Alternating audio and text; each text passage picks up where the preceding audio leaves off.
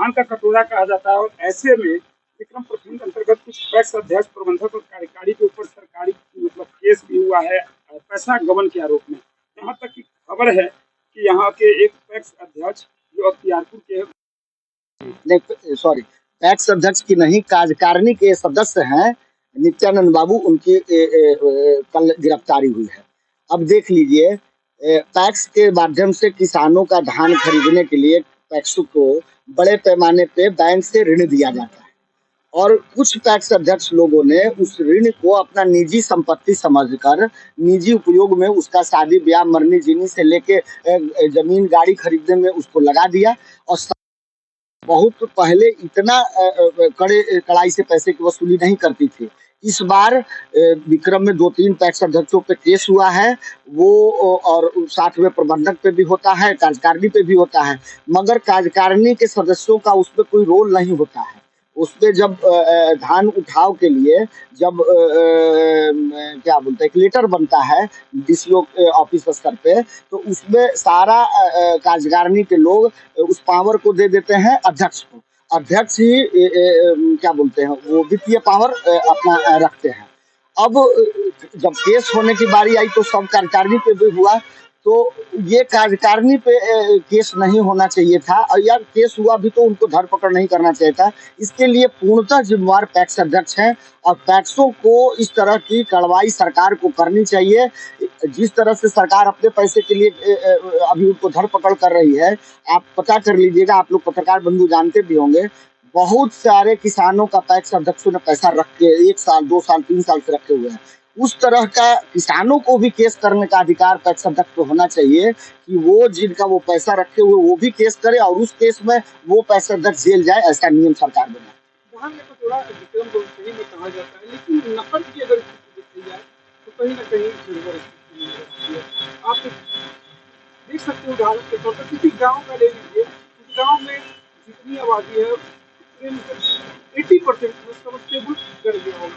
तो आखिर कहीं ना कहीं ये बड़े सरकार की पैसे की बर्बादी। देख लीजिए, इस बात को थोड़ा गहराई से समझने की जरूरत है। आपने 2007-8 से बड़ी नहर में पानी का धीरे धीरे हर साल कम मात्रा में आते हुए आपने देखा होगा, और उसी समय से 10 से बारिश का भी जो है, जो जितना सेंटीमीटर मिलीमीटर होना चाहिए था वो पर्याप्त मात्रा में नहीं होती है।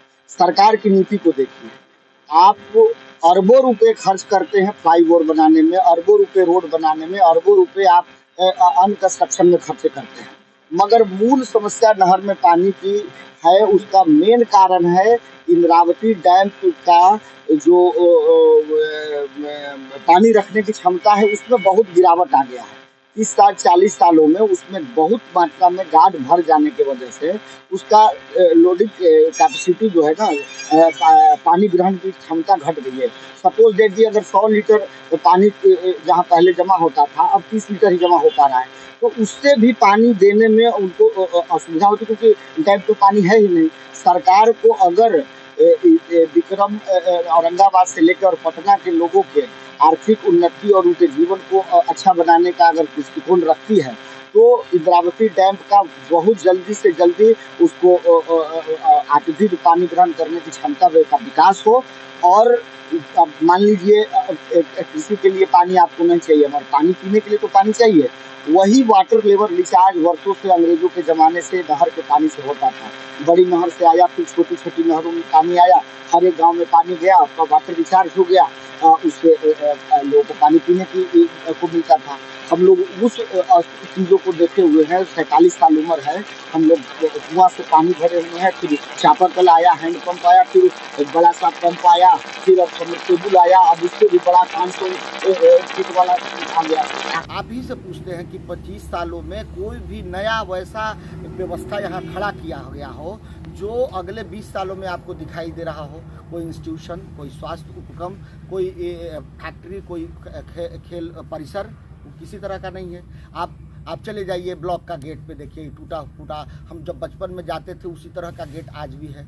ब्लॉक का सारा स्टाफ्स का रूम्स सब चरमराया हुआ है। आखिर विक्रम का जिस तरह से आप बोल रहे हैं कि पिछड़ा हुआ है, आखिर इस पिछड़ेपन के पीछे वजह क्या है, कमियां किस में देखते हैं विक्रम के विकास के न होने के? सबसे बड़ा तो जो सरकार में है, जो राजनीतिक परिस्थितियों में है, उनको इसके लिए मैं उत्तरदायित्व मानता हूँ। अब जैसे एक नमूना के तौर पे बताता हूँ, 2001-2 के आसपास पे मुझे आप लोग करेक्ट कर सकते हैं, मुझे याद नहीं है, मगर हमको पता है कि 2000-2005 के बीच में पालीगंज अनुमंडल बनाने की घोषणा लालू यादव की जो सरकार थी, राबड़ी देवी की सरकार थी, उन्होंने किया था। उस समय के वर्तमान में विधायक कौन थे आप लोग भी जानते हैं।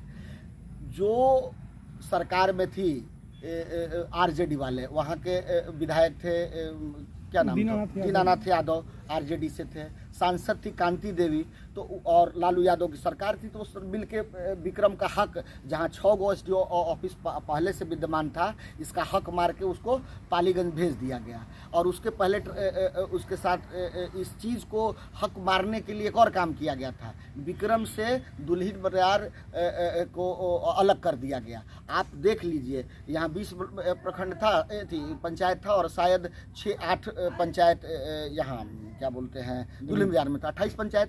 पालीगंज की कितने पंचायत है? आज भी 26-28 होंगे। नवतपुर में आज भी 24-25 होंगे। बिहटा में आज भी 27-28 होंगे।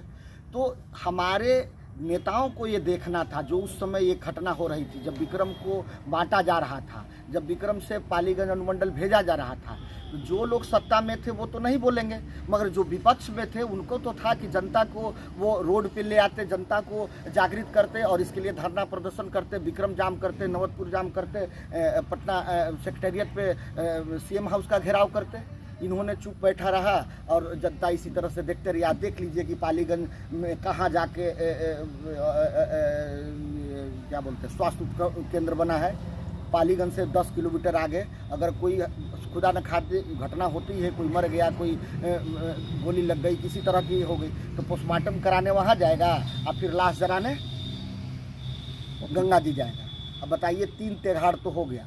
हमें आज भी मैं मांग करता हूं आप लोगों के सामने, हमें विक्रम प्रखंड को दानापुर अनुमंडल में जोड़ देने का मुहिम मैं चलाऊंगा अगले साल से, क्योंकि आगे आने वाले वक्त में अगर हमारे नेता और हम लोग नहीं चेते तो हम लोग को अरवल वासी होना पड़ेगा। हम लोग विक्रम पटना के वासी नहीं रह पाएंगे, क्योंकि धीरे धीरे अरवल को बड़ा किया जाएगा तो पालीगंज अनुमंडल को उस पर जोड़ दिया जाएगा, हम पालीगंज के पार्ट रहेंगे।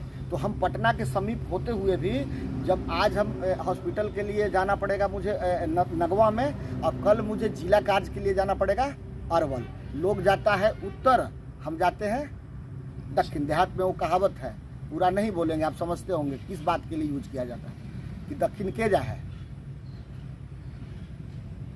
तो जनता को जगाने वाला नेता होना चाहिए। मैं अपने आप को नेता भी नहीं मानता, मगर मैं हाँ इतनी समझ रखता हूँ कि विक्रम के संदर्भ में मैं जब से आया हूँ राजनीतिक जीवन में, मैं आवाज़ उठाता हूँ, उठाता रहूँगा, और आगे आने वाले विधानसभा में भी मैं राजनीतिक दलों को नहीं छोड़ूंगा।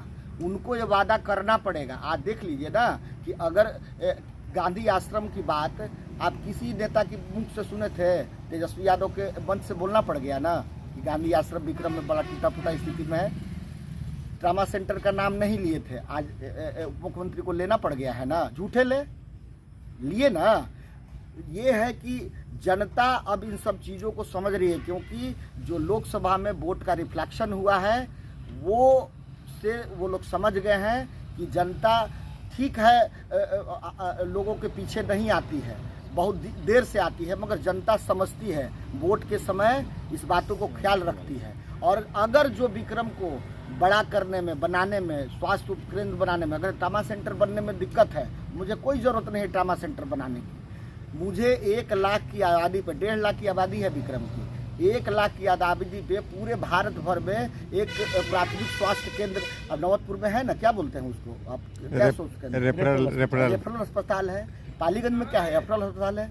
क्या मेरे यहाँ नहीं होना चाहिए था? दतियाना में तो बन तो रहा है भैया, बन रहा है, विक्रम में चाहिए था ना। मुझे विक्रम में चाहिए, मुझे प्रखंड पे चाहिए, लोग विक्रम में आ पाए ना जी। आपका परिचय? मेरा नाम कुमार गुड्डू, मेरा घर अभी एक चीज जैसे आप देख रहे होंगे, एक सवाल और है जो है कहीं ना कहीं एक्सीडेंट की घटना बढ़ती जा रही होगी NH 39 को लेकर, क्या कहें 139 को लेकर क्या कहें? देखिए बढ़ती जा रही है, मतलब पीक आवर के दिनों में जब बालू चलती है तो एवरेज प्रतिदिन यहाँ 3-4 लोग की मैं कहता हूँ एक तरह से नेग्लिजेंस के वजह से हत्या माना जाएगा, क्योंकि रोड सुरक्षा के मानक के हिसाब से NH का जो पैमाना है वो आप गूगल टाइप कर लीजिएगा, एक कितना चौड़ा उसका कालीकरण वाला रोड होना चाहिए वो आपका नहीं है, मगर NH में तब्दील कर दिया गया। भारी इस पे दबाव है बालू की गाड़ियों का, और छत्तीसगढ़ और मध्य प्रदेश और गुजरात से जोड़ने वाले मेन रोड है ये। तो इस पे जितना जल्द से जल्द जो भी लोग सदन में हैं वो लोग इसकी आवाज़ उठाएं। मैं मीसा भारती से मांग करता हूं कि इसके लिए सदैव सदन में वो आवाज़ उठाते रहें।